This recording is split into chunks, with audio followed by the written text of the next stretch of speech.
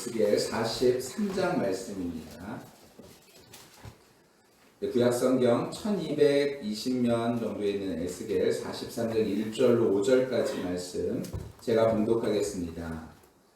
그 후에 그가 나를 데리고 문에 이르니 곧 동쪽을 향한 문이라. 이스라엘 하나님의 영광이 동쪽에서부터 오는데 하나님의 음성이 많은 물소리 같고 땅은 그 영광으로 말미암아 빛나니 그 모양이 내가 본 환상 곧 전에 성읍을 멸하러 올 때에 보던 환상과 같고 그발 강가에서 보던 환상과도 같기로 내가 곧 얼굴을 땅에 대고 엎드렸더니 여호와의 영광이 동문을 향하여 성전으로 들어가고 영이 나를 들어데리고 안뜰에 들어가시기로 내가 보니 여호와의 영광이 성전에 가득하더라. 아멘. 자리에 앉도록 하겠습니다.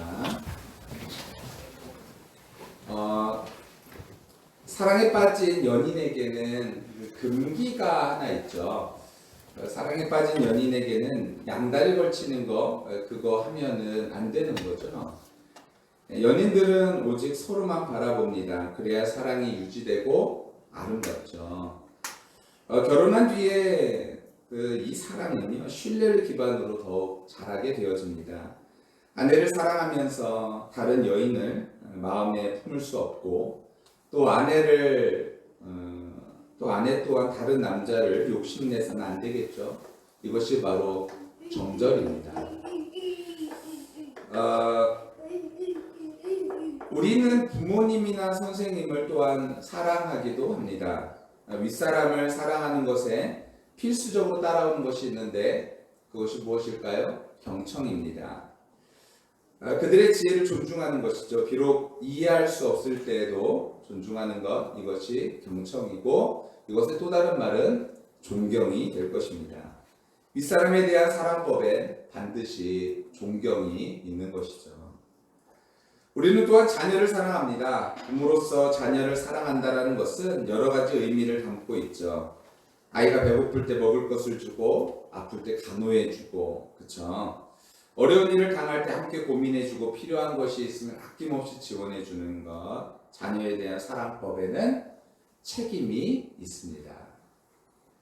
남녀 간의 사랑법은 정절이고 어른에 대한 사랑법은 존경이고 자녀에 대한 사랑법은 책임이죠. 그렇다면 인간을 향한 하나님의 사랑법은 무엇일까요? 그것은 바로 신실한 사랑입니다. 하나님은 인간을 사랑하시되 끝까지 사랑하셨습니다. 한순간도 포기하지 않으셨죠. 자, 오늘 본문 말씀 다시 한번 읽어볼까요? 본문 말씀 에스겔 43장 1절 말씀 한번 펴주시면요. 제가 한번 읽도록 하겠습니다. 그 후에 그가 나를 데리고 문에 이르니 곧 동쪽 문을 향한 문이라. 그러면 에스겔서의 내용을 혹시 아십니까? 에스겔은요, 환상 가운데에서 하나님께서 말씀하신 내용들이 주로 이루고 있는데 특별히 이스라엘 백성이 포로로 잡혀갈 때쯤에 기록된 말씀이 바로 에스겔서예요. 자, 보니까 그 후에 그가 나를 데리고 문에 이르니 동쪽을 향한 문으로 쓰셨대요. 여러분, 이게 되게 중요해서 제가 말씀드리는 거예요. 성경을 이해하는데 정말 중요한 내용입니다. 동쪽을 향한 문이래요. 이스라엘 하나님의 영광이 동쪽으로부터 오는데 하나님의 음성이 많은 물소리 같고 땅은 그 영광으로 말미암아 빛이 납니다. 자, 여기가 이제 쉽게 말하면은 에스겔이 환상 가운데 본 성전이에요. 근데 성전의 오른편에서 하나님의 영광이 머리서부터 오기 시작하는 거예요.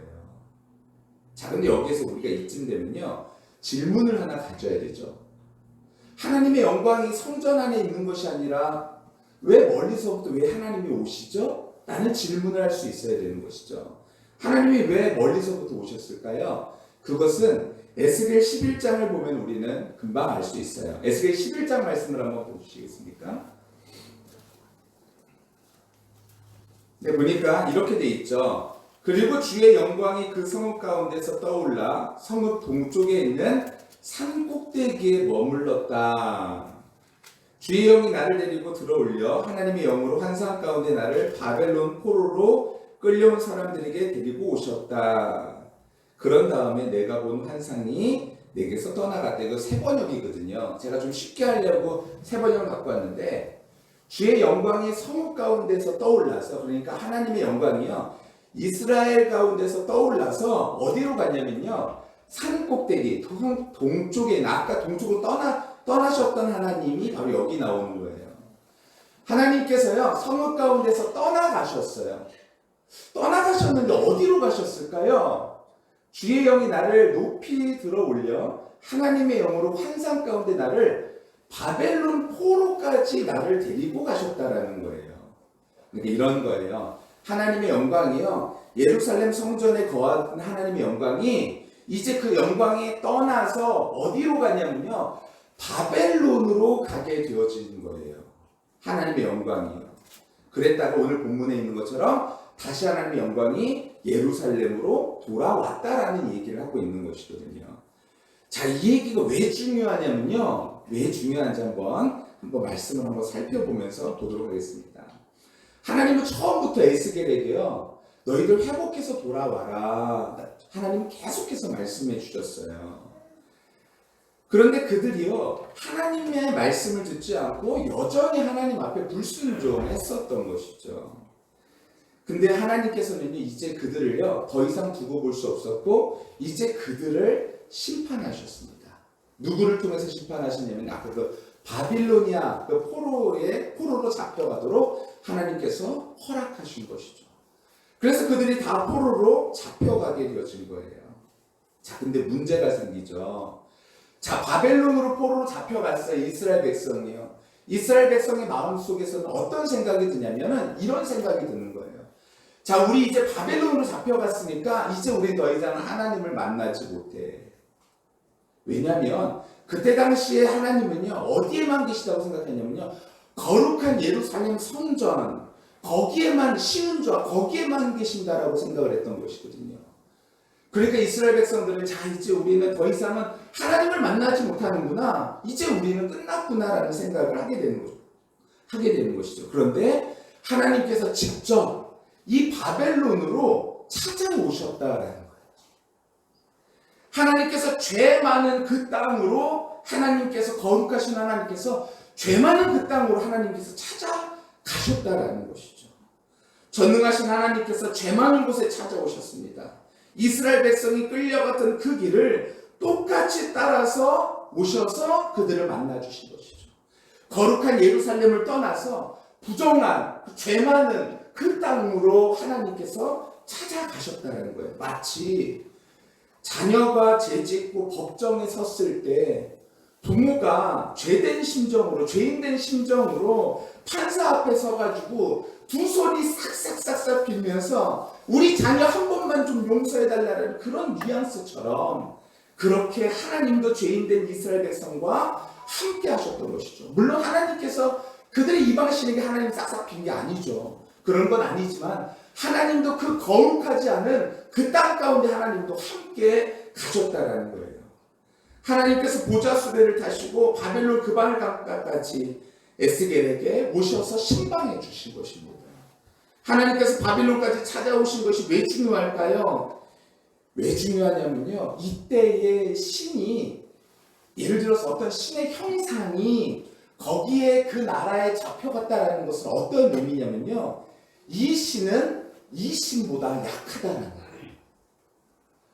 특별히 이 신보다 약하다라는 의미 안에서 이제 이 신도 이 신의 밑에 들어간다라는 의미를 가지고 있거든요. 그래서 예전에 이스라엘 백성이 엘리 제사장 때 그 성궤를 빼앗기죠. 그 언약궤를 빼앗겼을 때 그때의 느낌이 어떤 느낌이냐면 그 나라의 밑으로 들어간다라는 개념이 이들 가운데 있었다는 거예요.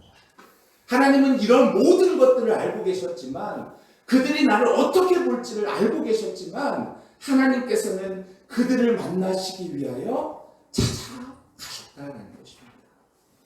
거룩하신 하나님께서 거룩하지 않은 이방 땅까지 손수 행차하신 것이죠. 이것은 당시 이스라엘 백성이 도저히 상상할 수 없는 일이었던 것이죠. 그런데 하나님은 찾아가셨습니다. 그리고 찾아가셔서 위로하신 것뿐만 아니라 약속해 주셨어요. 넘겨보시면요.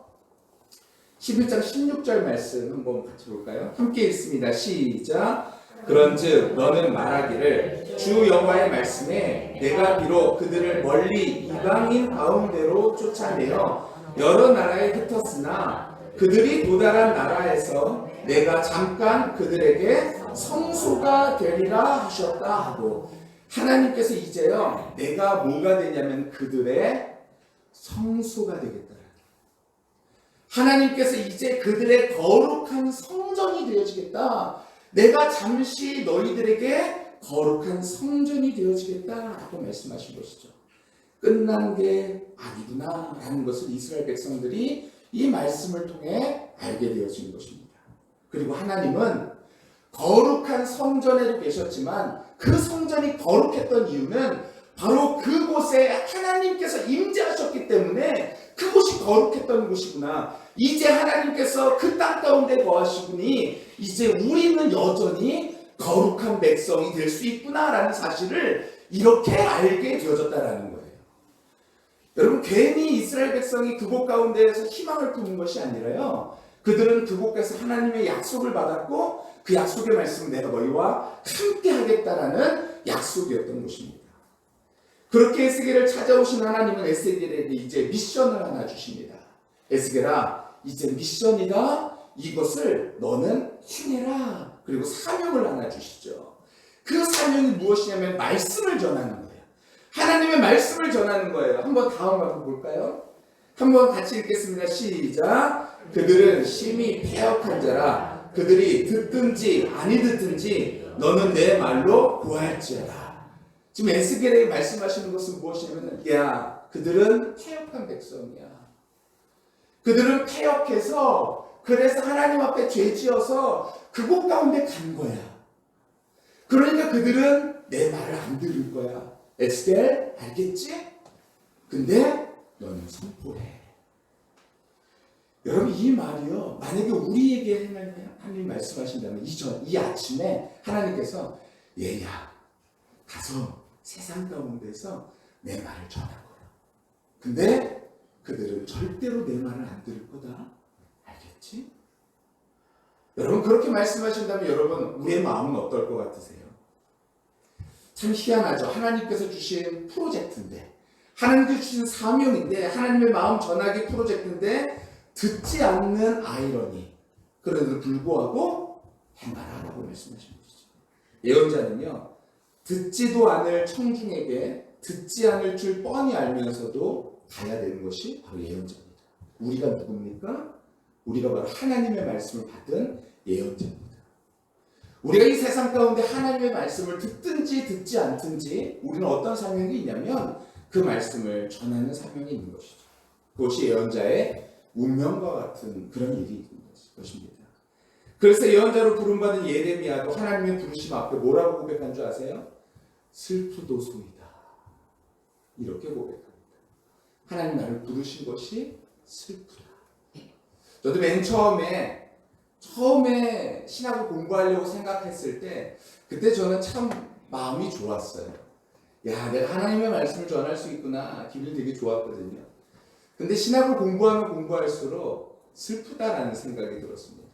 왜 슬프냐면 이 말씀을 도대체 누가 들을 수 있을까?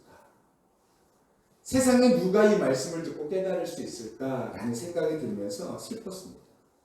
여러분, 예레미야 하나님의 말씀을 전했을 때 어떻게 했죠? 주변에 많은 사람들이, 특별히 가족들까지도 그를 모함하고 그리고 그를 힘들게 했죠. 예언자는요, 사람들의 방향에 맞추어서 메시지를 전하는 자들이 아닙니다. 하나님의 마음을 전달하는 것입니다. 그래서 시대 정신을 뛰어넘죠. 아무도 반기지 않는 메시지, 그 시대가 좋아하지 않을 뿐더러 이해할 수도 없는, 그럼에도 불구하고 전해야 될 메시지가 있다면 전하는 것이죠. 그래서 예수님이 무엇을 전하셨죠? 그들이 이해할 수 없는 메시지를 전한 것입니다. 그런데 사람들은 그 메시지를 듣고 오히려 저항하기 시작하죠. 이것이 맞는 것이죠. 여러분, 예수님은요, 이 세상 가운데 오셔가지고 많은 사람들이 듣기 좋은 이야기를 했던 것이 아닙니다. 하나님의 말씀을 전파하는 것이죠. 그 첫 번째가 무엇이었어요? 회개하라, 천국이 가까이 왔느니라 하는 것이었어요. 그들이 돌이켜야 될 죄가 무엇이었을까요? 바로 이것입니다. 8장 말씀 한번 볼까요? 함께 읽습니다. 시작. 질투의 우상, 곧 질투를 일어나게 하는 우상의 자리가 있는 곳이다. 여기가 어딜까요? 하나님께서 에스겔에게 환상 가운데 보여주셨어요. 에스겔을 환상 가운데 성전으로 데리고 가신 거예요. 그런데 성전으로 데리고 가셔서 성전의 곳곳을 보여주십니다. 그 대표적으로 8장 16절 말씀 한번 볼까요? 8장 16절에 넘겨주세요.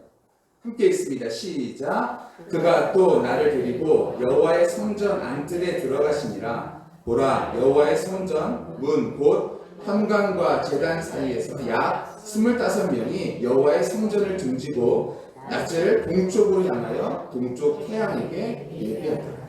지금 어디다가 예배하고 있는 거냐면요, 25명의 사람들이 동쪽을 향하여 동쪽 태양에게 예배를 드리고 있는 것입니다. 하나님이 아닌 다른 것에 예배하고 있는 것이죠. 보란듯이 하고 있는 것이에요. 하나님께서 이 모습을 보고 화가 나신 것이죠. 8장 18절 말씀 볼까요? 함께 읽습니다. 시작. 그러므로 나도 분노로 갚아 불쌍히 여기지 아니하며 긍휼을 베풀지도 아니하리니 그들이 큰 소리로 내 귀에 부르짖을지라도 내가 듣지 않으리라. 하나님이 지금 너무 화가 나신 거죠. 그래서 내가 분노로 갚고 불쌍히 여기지 아니하며 긍휼도 베푸지 아니하리라. 하나님께서 이렇게 말씀하신 거예요. 그들이 큰 소리로 내게 부르짖을지라도 내가 도저히 듣지 않을 것이다 라고 하나님 말씀하셨어요. 하나님 이렇게까지 말씀하셨는데 여전히 죄악 가운데 살아가고 있는 이스라엘 백성입니다. 그래서 결국엔 하나님이 그들을 바벨론으로 보내실 수밖에 없었던 것이죠. 근데 하나님께서 그 바벨론으로 간 이스라엘 백성들, 내가 그들을 영원히 떠나지 않겠다고 하는 약속하셨기에 하나님 그곳까지 함께 가주신 것입니다. 근데 함께 가시고 나서 거기에서 끝이 아니라 이제 하나님께서 그곳 가운데서 다시 회복을 말씀하셨어요. 9장 말씀 한번 볼까요? 함께 읽습니다. 시작. 여호와께서 이르시되 너는 예루살렘 성읍 중에 순행하여 그 가운데 생하는 모든 가증한 일로 말미암아 탄식하며 우는 자의 이마에 표를 그리라 하시고, 여기에서도 표가 나오죠. 계시록에만 표가 나오는 게 아니에요, 여러분. 어디에다가 표를 누구에게 표를 주냐면요, 여호와께서 이르시되 너는 예루살렘 성읍 중에서 순행하여 그 가운데 행하는 모든 가증한 일로 말미암아 탄식하는 자에게. 이 말씀을 보니까 마태복음에 이 말씀이 떠오르죠. 애통하는 자는 복이 있다. 그들이 위로를 받을 것이다. 여러분, 이 본문 가운데서 우리는 그 애통이 무엇인지를 깨닫게 되어집니다. 하나님의 뜻대로 살아가지 않는 이스라엘 백성들의 모습, 우리들의 모습을 보면서 애통하는 자, 그들 가운데 무엇을 허락해 주셨냐면 그 이마에다가 표를 그리는 거예요. 그들에 대하여 내 귀에 이르시되 너희는 그를 따라 성읍 중에 다니며 불쌍히 여기지 말며 긍휼을 베풀지 말고 쳐서 늙은 자와 젊은 자와 처녀와 어린이와 여자를 다 죽이되 이마에 표 있는 자에게는 가까이 하지 말라. 내 성소에서 시작할지니라 하시매 그들이 성전 앞에 있는 늙은 자로부터 시작하더라. 여기서 늙은 자가 누구냐면 그때의 그 종교 지도자들, 책임자들, 하나님을 믿는다는 자녀들, 그들부터 시작되어졌다라는 거예요. 근데 이마에 표를 가진 자들은 제외하고 그 나머지 자들을 진멸하라 하고 말씀해 주신 것이죠. 이스라엘 백성들은요, 또한 어떤 죄를 범했냐면 이런 죄를 범했습니다. 8장 12절 말씀 볼까요? 함께 읽습니다. 시작. 또 내게 이르시되 인자야 이스라엘 족속의 장로들이 각각 그 우상에 방한 어두운 가운데서 행하는 것을 내가 보았느니라. 그들이 이르기를 여호와께서 우리를 보지 아니하시며 여호와께서 이 땅을 버리셨다 하느니라. 하나님 우리 버리셨어. 하나님께서 이 땅을 아직 살피고 있는 것 같아? 하나님은 우리를 보지 않으셔. 이렇게 말하는 것이죠. 그들을 하나님께서 포로로 보내셨고 그들을 다시 이제는 회복하시는 것입니다. 그들은 여전히 핑계 가운데 있는 것이죠. 어떤 핑계가 있었을까요? 여러분, 우리도 죄 지으면서 하는 핑계가 있죠. 어떤 핑계 있죠? 환경이 그래요. 사는 게 그래요. 그죠? 이들도 그랬어요. 18장 말씀 볼까요? 18장 2절입니다. 함께 읽습니다. 시작. 너희가 이스라엘 땅에 관한 속담에 이르기를 아버지가 신포도를 먹었으므로 그의 아들의 이가 시다고 하면 어찌 됨이냐. 아버지가 신포도를 먹으면 아들이 이가 실까요? 안 시죠. 그런데 이가 시다라고 말하는 거예요. 이 말이 어떤 말이냐. 우리 부모의 세대가 죄를 졌기 때문에 우리가 여전히 죄 가운데 있습니다. 이렇게 말한다라는 거예요. 근데 하나님께서는요, 이렇게 말씀하십니다. 다음입니다. 시작. 주 여호와의 말씀이니라. 내가 나의 삶을 두고 맹세하노니 너희가 이스라엘 가운데서 다시는 이 속담을 쓰지 못하게 되리라. 모든 영혼이 다 내게 속한지라. 아버지의 영혼이 내게 속한 같이 그의 아들의 영혼도 내게 속하였나니 범죄하는 그 영혼은 죽으리라. 아니다라는 거예요. 아버지가 죄가 있어서 네가 죄가 있다고? 아니다라는 거예요. 환경이 그래서 네가 그렇다고? 아니다라는 거예요. 누구 탓할 것 없다. 너의 죄다라는 거예요. 하나님께서 말씀하시는 것이죠. 너의 죄다. 여러분, 가만 보니까, 오늘 말씀을 가만 보니까 하나님과 누가 닮았나요? 예수님의 사역이, 삶이 닮았죠. 볼까요? 넘겨주시면 첫 번째, 하나님은 그분의 자녀를 사랑하셔서 죄 많은 땅 바벨론으로 찾아가셨죠. 거룩한 성 예루살렘을 떠나서 회복해야 될 그분의 자녀가 있는 그 땅으로 하나님은 친히 가셨죠. 예수님은 어떠셨나요? 넘겨보시면요. 동일하게 하나님은 우리를 사랑하셔서 죄 많은 이 땅에 인간의 몸을 가지고서 입구선 찾아오셨죠. 인간의 육체를 입고 찾아오셨습니다. 거룩한 하늘 보좌를 버리고 이 땅을 구원하시기 위해서 이 낮은 땅으로 오시는 것이죠. 두 번째로요, 하나님은요, 이스라엘 백성에게 회개를 요구하셨습니다. 회개하고 돌이켜라. 죄에 대한 책임을 다른 곳에 돌리지 않고 회개를 촉구하셨습니다. 예수님은요, 어떻게 하셨나요? 예수님이 이 땅에서 하나님 나라를 선포하시기 앞서서 하신 말씀은 회개하라 라는 말씀이셨죠.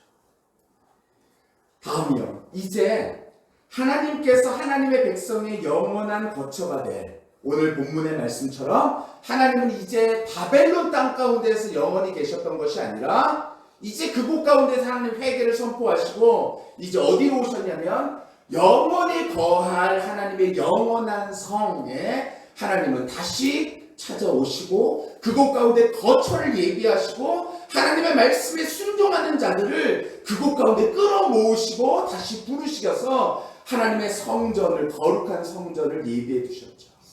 예수님도 마찬가지로 이제 예수님께서 하나님의 백성의 영원한 거처가 되실 자신을 예수님의 거처로 삼으시고 성전 삼으시고 뿐만 아니라 영원한 하나님의 나라 가셔서 그곳 가운데서 우리에게 거처를 예비하시고 그곳 가운데 우리를 부르시고 계시는 것이죠. 바로 오늘이 바로 종려주일입니다. 예수님이요, 종려주일 전에 베다니와 그리고 betfage에서 계시다가 예루살렘으로 들어오셨죠. 무엇을 타고 들어오셨냐면은 바로 나귀를 타고 들어오신 날입니다. 근데 예수님께서 그곳 가운데 여전히 계신 것이 아니라 어디로 가셨냐? 동쪽 산에 거하셨다라고 성경은 기록하고 있어요. 여러분, 동쪽 산이 어디입니까? 감람산입니다. 감람산에 거하는 것을 이스라엘 백성들은 보면서 분명히 깨달았다는 거예요. 무엇을 깨달았을까요?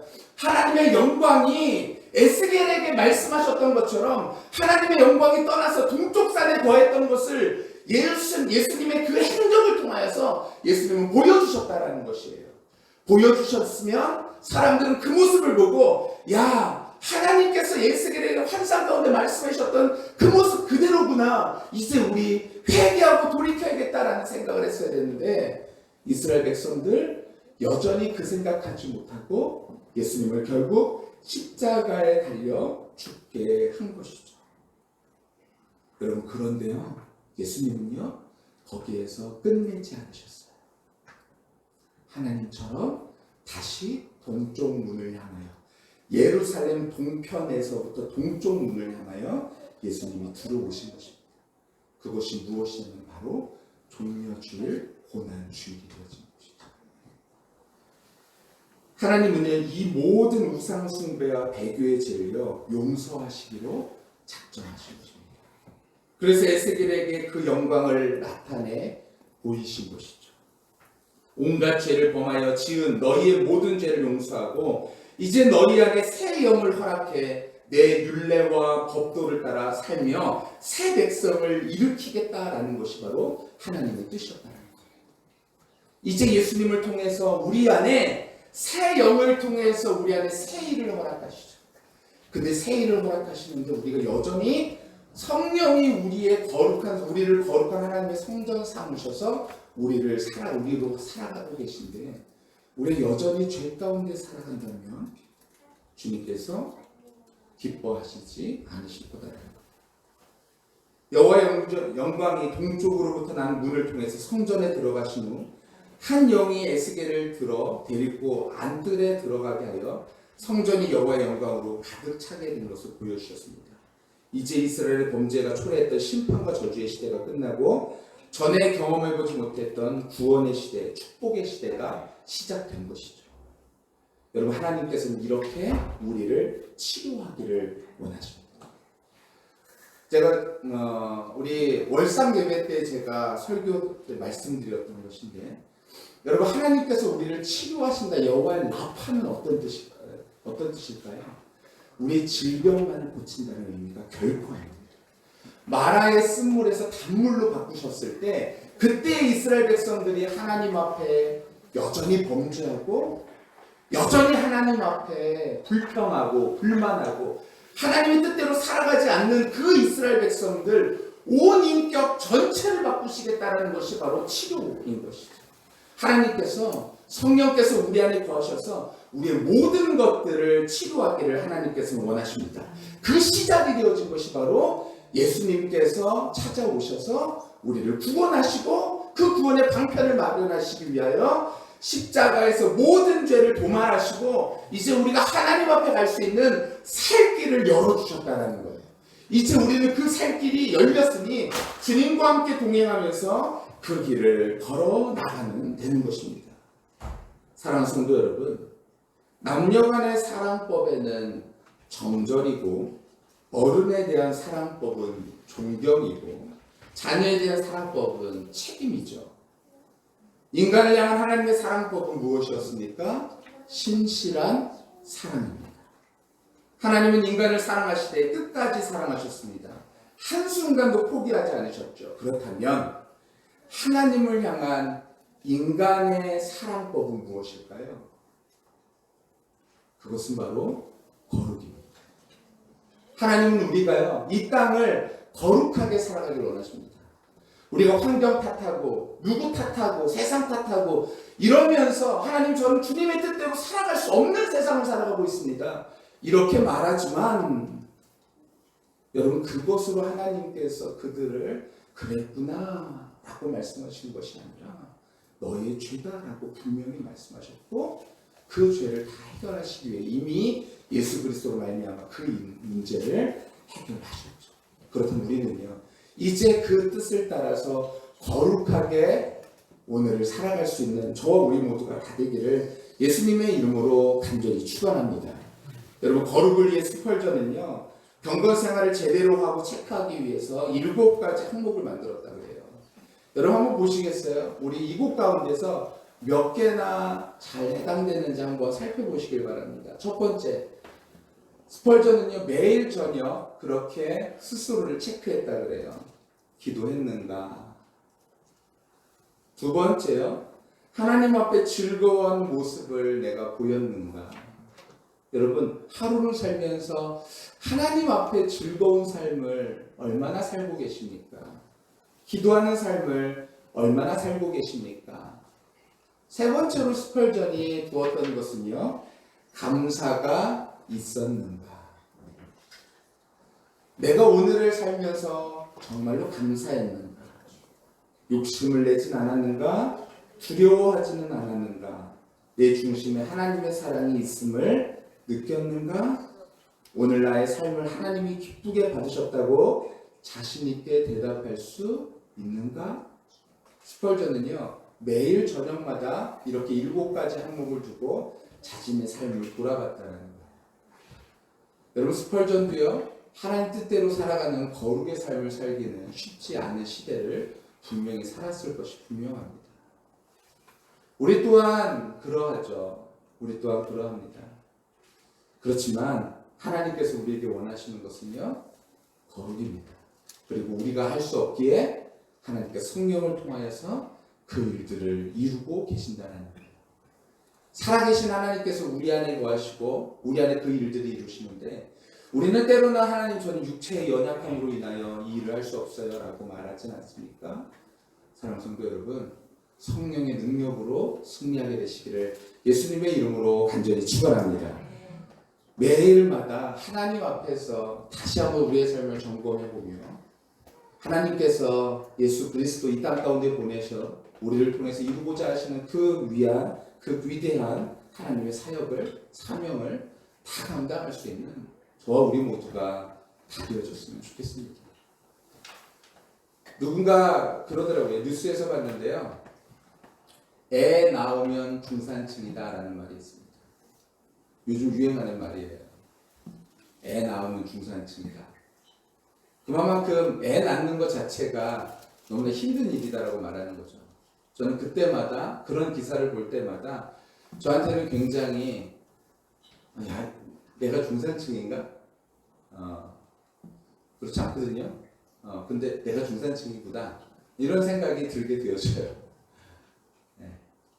이 세상을 살아가면서 참, 왜 우리에게는 이와 같은 핑계가 많은지 모르겠어요. 하나님은요, 우리에게 그것을 핑계 삼지 않고 하나님을 성전 삼아 주님과 함께 동행하며 성령의 역사 가운데서 그 일들을 이루기를 하나님이 원하십니다. 사랑하는 성도 여러분, 그 일들을 이루는 우리 교회 다 되어 마지막 때 주님 앞에 반갑게 설 수 있는 우리 모두가 다 되시기를 예수님의 이름으로 간절히 축원합니다. 이 일들을 살아낼 수 있는 저와 우리 모두가 다 되었으면 좋겠습니다. 때로는 힘들고 어렵죠. 그렇지만 끝까지 주님을 의지하면서 승리할 수 있는 그런 우리 모두가 다 되기를 예수님의 이름으로 간절히 축원합니다. 우리 시간에 함께 이 찬양하도록 하겠습니다. 오 신실하신 주라는 찬양인데요, 제가 가사를 한번 읽어드릴게요. 하나님 한 번도 나를 실망시키신 적 없으시고 언제나 공평과 은혜로 나를 지키시네. 지나온 모든 세월들 돌아보아도 그 어느 것 하나 주의 손길 안 미친 것 전혀 없네. 네, 하나님께서요, 다 알아서 해주십니다. 하나님께서 모든 것들 하나님께서 책임져 주신다고 약속하지 않으셨어요? 그렇다면 우리 하나님께 우리의 삶을 던져드렸으면 좋겠습니다. 내가 끝까지 움켜쥐고 있는 것이 아니라 하나님 앞에 내 삶을 진짜 한번 던져드려봤으면 좋겠습니다. 던져드리면 하나님께서 받아주시고 하나님께서 역사하시는 것들을 볼 수 있게 될 줄 압니다. 그때 우리 안에 하나님 정말로 신실하십니다라는 고백을 더욱더 할 수 있겠죠. 우리 모두가 그렇게 하나님 앞에 고백할 수 있는 그런 저와 우리 모두가 다 되길 바라는 마음으로 함께 이 찬양 하도록 하겠습니다.